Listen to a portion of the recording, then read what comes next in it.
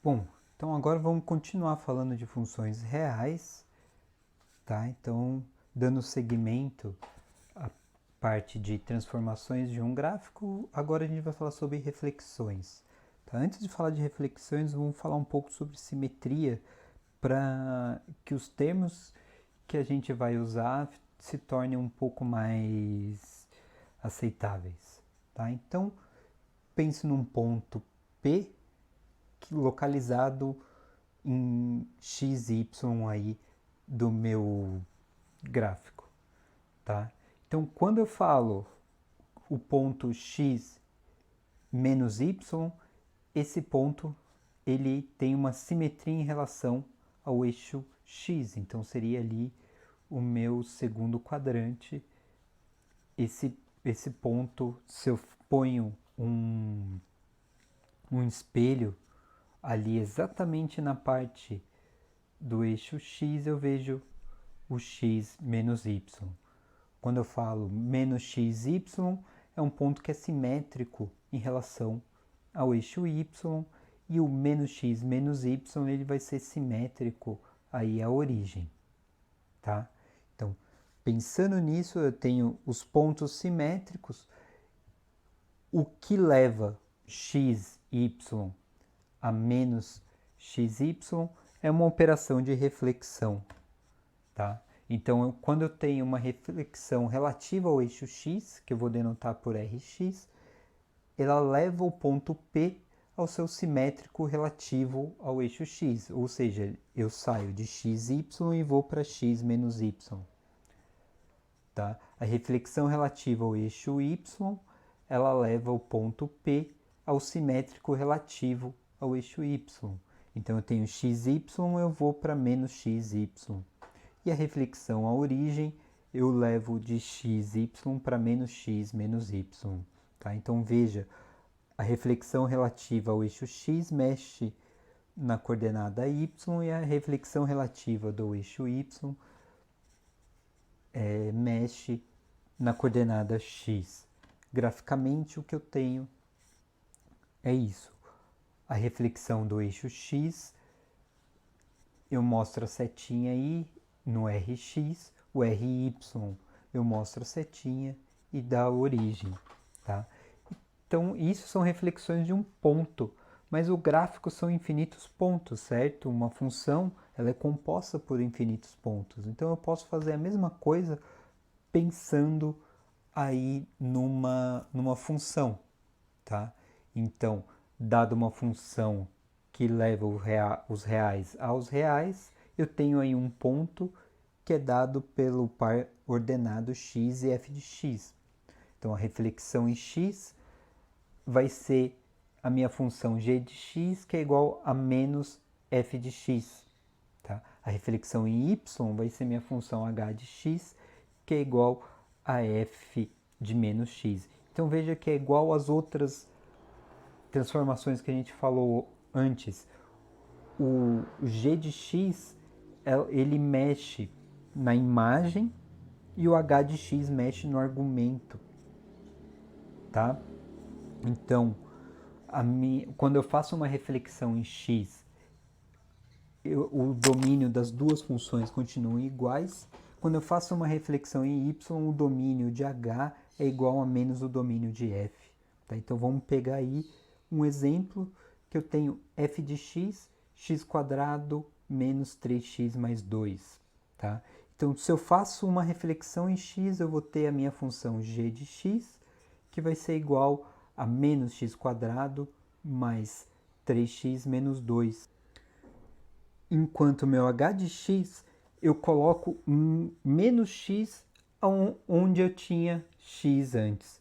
Então, o h de x vai ficar menos x, tudo isso ao quadrado, menos 3 vezes menos x, então se transforma em mais x, e o mais 2 não muda nada. Tá? Então, aqui do lado dá para ver o que acontece. Então, o g de x é uma reflexão em termos do eixo x. Então você vê que muda a concavidade aí da minha função e ela vai para baixo.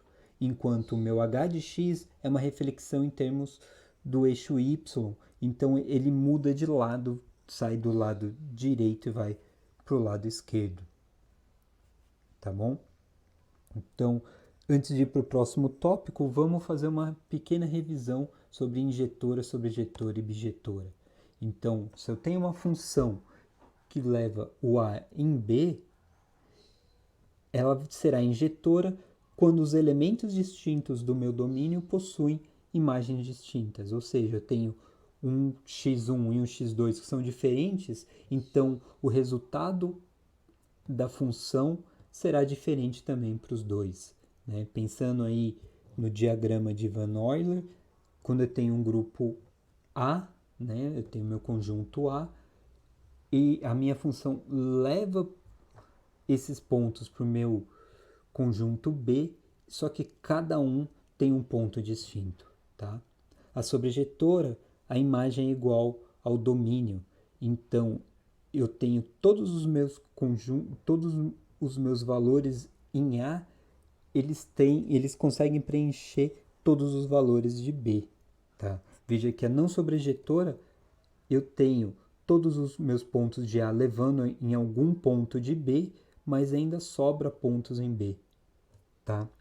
E aí eu tenho a bijetora, é quando a minha função ela é injetora e é sobrejetora. Veja que os pontos em A têm pontos distintos em B, resultam em pontos distintos em B, e todos os pontos em B têm uma relação com A. Quando eu faço isso, eu consigo ter a função inversa, que leva B em A. Tá?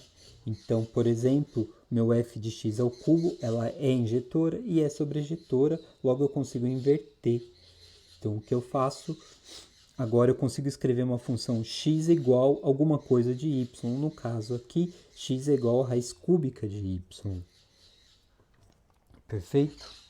Então, se eu consigo ter a representação da expressão analítica, eu consigo ter um gráfico da função inversa.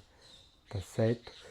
Então, o que vai acontecer aqui é que a minha função e a minha função inversa, elas são simétricas em relação à reta x igual a y.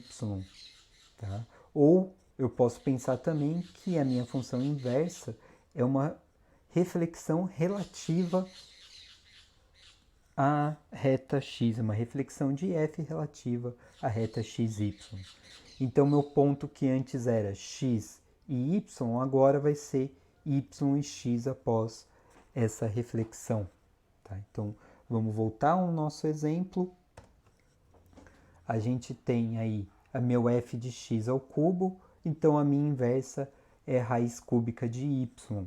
Só que para colocar no gráfico, eu tenho que colocar sempre em função de x, tá? Senão não vai dar certo. Se vocês plotarem, aí usarem o Symbolab, o MATLAB ou qualquer outra função gráfica, e vocês plotarem raiz cúbica de y, ela vai ser exatamente a mesma coisa que x ao cubo, tá certo?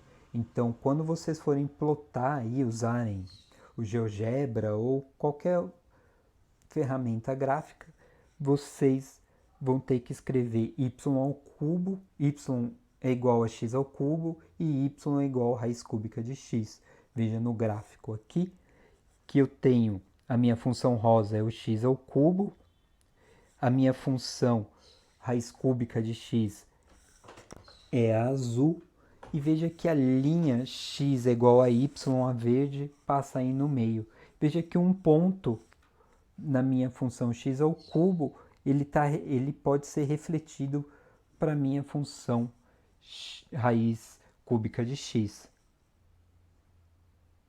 Tá?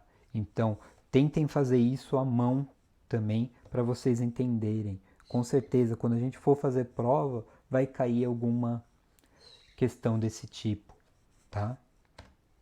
Então, aqui eu tenho um outro caso, x a quinta, então eu tenho raiz quinta de x, e eu tenho aí também um gráfico bem parecido com outro. Eu dei ainda agora um outro exemplo, uma função linear, então eu tenho x mais 2, que é a função rosa ali em cima, x igual a y, que é a função verde, e a função azul. vejam que elas se refletem com elas se refletem usando a minha reta verde. Então, se você coloca um espelho em cima da reta verde, você consegue ver, a partir da reta vermelha, você consegue ver a reta azul. Então, façam isso ponto a ponto para vocês entenderem o que está acontecendo, tá? Então, essa é uma parte bem importante da matéria. O próximo vídeo a gente começa a falar de simetria de função e aí eu cito diversos exemplos de função, tá? Então, e o próximo vídeo provavelmente a gente acaba aí com essa parte da matéria de funções. Então, a gente está chegando na parte de limites, certo? Então, não esqueçam, estudem sempre escrevendo todo, assistam os vídeos sempre escrevendo, fazendo anotações para vocês conseguirem memorizar melhor isso, tá certo?